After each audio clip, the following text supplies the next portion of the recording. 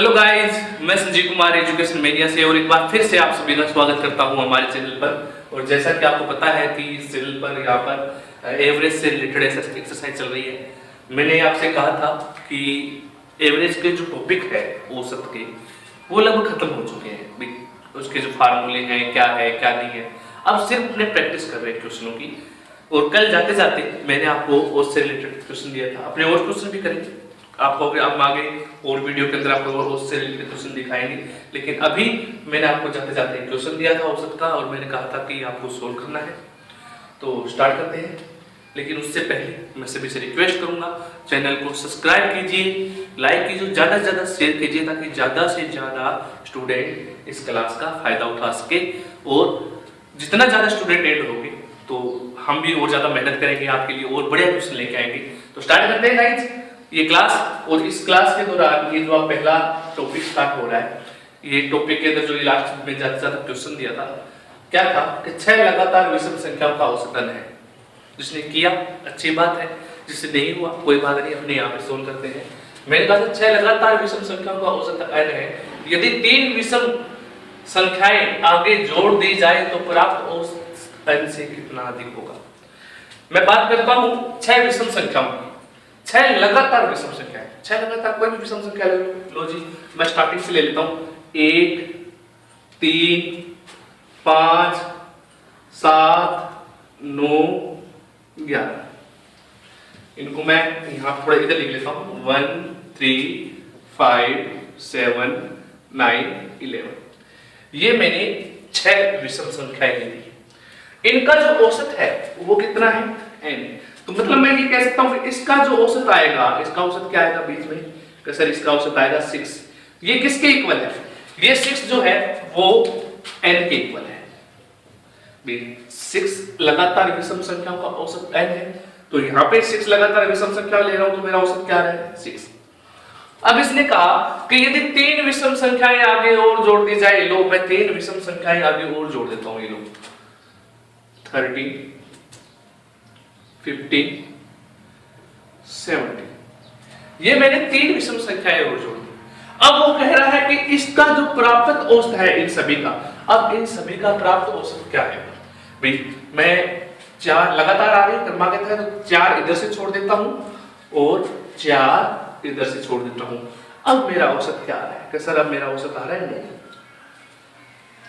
3 लगातार विषम संख्याएं मैंने आगे और जोड़ दी। आगे और जोड़ने पर मेरा जो अब औसत आ रहा है 9 आ रहा है। वो कहता है यदि 3 विषम संख्याएं आगे और जोड़ दी जाए तो प्राप्त औसत n से कितना अधिक है। अब n कितना था, n 6 था, कितना अधिक है भाई ये n से, कि सर n से 3 अधिक है। ये आपका आंसर हो गया। n से कितना अधिक है, 3 अधिक है। 6 के बाद कितना गैप आ रहा है, 3 का आ रहा है। तो ये क्वेश्चन था। अब मैं चलता हूं कंपटीशन के नेक्स्ट क्वेश्चन पे, नोट कीजिए। और जो मैं क्वेश्चन करवा रहा हूं मेहनत से आपके लिए निकाल के ला रहा हूं। मैं आप सभी स्टूडेंट अगर वो नोट करना चाहे तो साथ साथ कॉपी में नोट बना लें।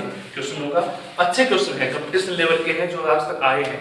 नेक्स्ट क्वेश्चन देखिए, वो कहता है कि 20 संख्याओं का औसत 12 है। पहली बार, अब पहले मैं बात करता हूं, मैं ज्यादा नहीं जाता हूं, मैं स्टार्टिंग से लेकर चलता हूं। क्वेश्चन है 20 संख्याओं का औसत 12 है। मैं ये 20 संख्याएं दे रखी है, तो 20 नंबर है आपकी, 20 संख्याएं हैं, उनका जो एवरेज दे रखा है, एवरेज कितना दे रखा है आपको, औसत वो दे रखा है 12। अगर 20 संख्याओं का औसत 12 है तो सम क्या होगा, योग क्या होगा। मैंने आपको बताया था कि जब 20 संख्याओं का योग क्या होगा, 20 संख्याओं का योग क्या होगा। योग कैसे करते हैं, जब नंबर दिया होता है और औसत दिया होता है तो योग कैसे निकालते हैं, इन दोनों को क्या कर देते हैं, मल्टीप्लाई कर देते हैं। तो 20 गुणा में 12 भी आ गया आपका 240। 20 गुणा में 12 ये आ गया आपका 240। ये तो हो गया 20 संख्याओं का। अब मैं नेक्स्ट क्वेश्चन पे जाता हूं। पहली 12 संख्याओं का, जो 20 संख्याएं हैं उसमें से पहली 12 संख्याएं, पहली 12 संख्याओं का, पहली 12 संख्याओं का औसत कितना देता है, क्या उसे सर पहली 12 संख्याओं का 11 देते हैं। तो योग क्या होगा, योग के लिए क्या करेंगे, योग के लिए इन दोनों को मल्टीप्लाई कर देंगे। मल्टीप्लाई करेंगे तो क्या आएगा, 12 इंटू में 11 इक्वल में आ गया 132। इसी प्रकार मैं नेक्स्ट चलता हूं, वो कहता है अगली 7 संख्याओं का, नेक्स्ट 7 नंबर सम, अगली 7 संख्याओं का योग क्या होगा? अगली 7 संख्याओं का जो औसत दे रखा है वो 10 है, तो योग क्या होगा? इन दोनों का मल्टीप्लाई कर दूं तो 7 × 10 बराबर 70। अब एक बात बताओ, अंतिम संख्या क्या होगी? मेरी बात सुनना, पहली 12 संख्या, उसके बाद अगली 7 संख्या, तो 12 और 7 कितनी होगी? टोटल ये 19 संख्याएं होगी, और 19 संख्याओं का योग क्या हो गया आपके पास? ये 19 संख्याओं का योग हो गया 202। 19 संख्याओं का योग क्या हो गया? 202। वो कहता है कि 20 संख्याओं का औसत 240 है, तो 19 का जो 202 है, तो 20वीं जो संख्या होगी उसका कितना होगा? तो 240 में से 202 को घटा दूं, अंतिम संख्या आएगी। तो अंतिम संख्या क्या होगी? अंतिम संख्या या 20वीं संख्या क्या होगी? 240 माइनस का 202, ये आ गया 38। ये आपका बहुत ही बढ़िया क्वेश्चन था। उस कंसेप्ट को समझो कि क्वेश्चन कह क्या रहा है, कॉन्सेप्ट कह क्या रहा है। सबसे पहले तो आपको योग निकालना आना चाहिए। संख्याएं दे रखी है, औसत दे रखा है, दोनों को मल्टीप्लाई कर दो, आपका योग आ जाएगा। उसके बाद पहली 12 संख्याओं का निकाला, नेक्स्ट 7 संख्याओं का निकाला, टोटल 19 संख्याओं का तो निकल गया ना, योग कितना है, और 20 संख्याओं का योग इतना है, तो अंतिम संख्या को पता लगी, बिठा दो, अंतिम संख्या आ जाएगी 38। अब मैं चलता हूं नेक्स्ट क्वेश्चन पे। जो नोट करना चाहता है नोट करता है।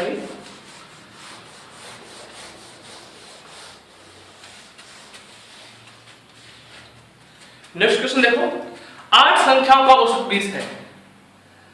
8 संख्याओं का औसत 20 है। 8 संख्याओं का औसत 20 है। पहली 2 संख्याओं का औसत, पहली उसी तरीके का क्वेश्चन है, 2 संख्याओं का औसत 15 से ही 1/2 है। ठीक है। उसके बाद है अगली 3 संख्याओं का औसत, अगली 3 संख्याओं का औसत, अगली जो 3 संख्याओं का औसत है वो आपको दे रखा है 21 से ही 1/3 है। छठी संख्या 7वीं से 4, छठी संख्या 7वीं से 4 और 8वीं से 7 कम है, तो 8वीं संख्या क्या होगी? 8वीं संख्या क्या होगी? यहां पर क्वेश्चन है, मैं ऑप्शन यहां पे दे देता हूं आपको। जो ऑप्शन दे रखे हैं क्वेश्चन के अनुसार 18, 22, 25,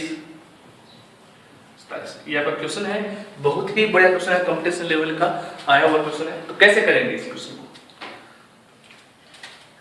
क्वेश्चन स्टार्ट करने से पहले मैं स्टार्ट करता हूं। आपको ये चीज देखनी है कि 8 संख्याओं का औसत दे रखा है। अब अपने को औसत तो दे रखा है, योग निकाल सकते हैं। तो कैसे करूंगा कि 8 संख्याओं का योग क्या होगा? भाई औसत अगर 20 है तो 8 संख्याओं का योग क्या होगा? इन दोनों गुणा कर दूं, यह आ गया 160। पहली 2 संख्याओं का औसत दे रखा है, तो पहली 2 संख्याओं का योग क्या होगा? तो पहली 2 संख्याओं का योग होगा 15 × 1/2 इंटू में 2, इन दोनों का मल्टीप्लाई करेंगे तो आपका मान आ गया 31। अब उसने कहा अगली 3 संख्याओं का जो योग क्या होगा? 3 संख्याओं का जो औसत है, अगली 3 संख्याओं का औसत दे रखा है, तो इन दोनों को मल्टीप्लाई कर दूं। मल्टीप्लाई करूंगा तो मेरे पास वैल्यू आएगी मल्टीप्लाई करने पे 64। अब उसने कहा, मेरी बात को ध्यान से सुनना, मैं स्टेप बाय स्टेप सोल्व कर रहा हूं कि छठी जो संख्या है ना वो 7वीं से 4 कम है। अब मुझे ये तो नहीं पता छठी संख्या क्या है, तो मैंने मान लिया, माना छठवीं संख्या जो है वो x है, तो सातवीं संख्या क्या होगी? सिंपल सी बात है कि छठी जो संख्या है सातवीं से 4 कम है, तो मतलब ये होगी x प्लस में 4, ये 4 ज्यादा होगी। इसी प्रकार आठवीं संख्या, छठी संख्या आठवीं से कितने कम है? आठवीं से 7 कम है, तो ये हो गया x प्लस में 7। अब ये संख्याएं हो गई, मेरी बात को ध्यान से सुनना। ये तो दे रखा है आपको 8 संख्याओं का औसत। अब सुनना, ये पहली 2 संख्याओं का औसत है, ये अगली तीसरी, चौथी और 5वीं संख्याओं का औसत है, ये छठी संख्या का औसत, ये छठी संख्या है, ये 7वीं है और ये 8वीं है। तो 5 तक तो अपने हो गया, छठी संख्या उसने दे दी, 7वीं भी उसने दे दी, 8वीं भी उसने दे दी। पहली 2 संख्याओं का योग वो, अगली 3 संख्याओं का योग ये। अब छठी, 7वीं, 8वीं ये संख्याएं हैं, योग नहीं है, ये संख्याएं हैं। अब इन संख्याओं को अगर मैं इनके साथ जोड़ दूं तो इन सब का योग आ जाएगा, भाई 8 की संख्या का योग आ जाएगा। तो मैं जोड़ देता हूं, क्या आएगा? 31 प्लस में 64 प्लस में x प्लस में x प्लस में 4 प्लस में x प्लस में 7। अब मैंने ये पहली 2 संख्याएं हैं, उनका योग है, ये 3 संख्याएं जोड़ दी एक साथ, ये छठी यहां पे लिख दी, 7वीं मैंने यहां पे लिख दी और 8वीं मैंने यहां पे लिख दी। ये 8 संख्याएं और 8 संख्याओं का योग क्या दे रखा है मेरे को? सर 160 दे रखा है।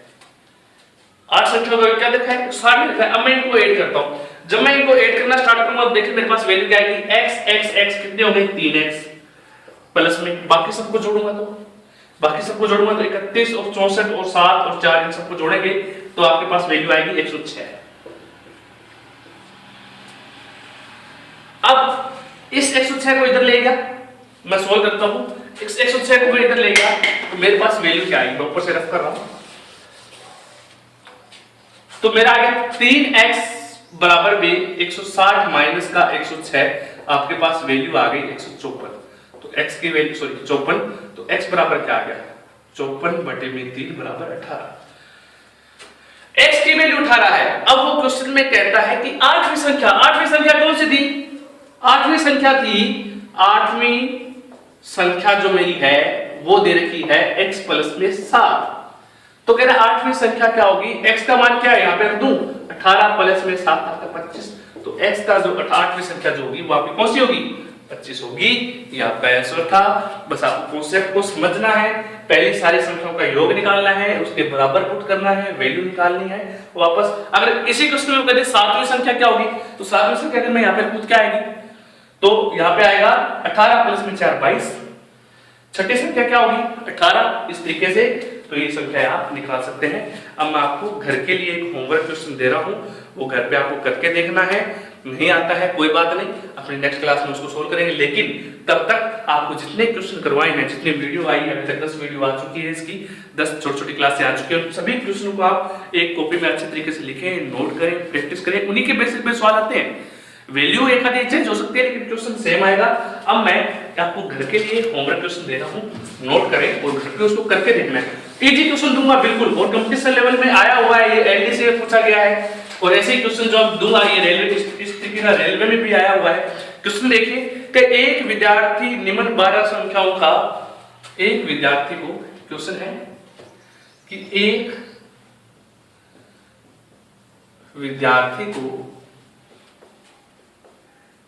12 संख्याओं का औसत या बोल दो माध्य निकालने को कहा गया।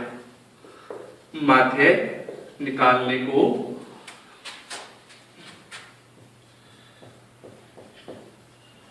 कहा गया। अब वो संख्याएं कौन सी थी नोट कर लो। संख्या थी 3, 11, 7, 9, 15, 13, 8, 19, 17, 21, 19, 17, 21, 14 x। 3 3 6 3 9 3 12, ये 12 संख्याएं हो गई। इन 12 संख्याओं को विद्यार्थी को माध्य निकालने के लिए कहा गया।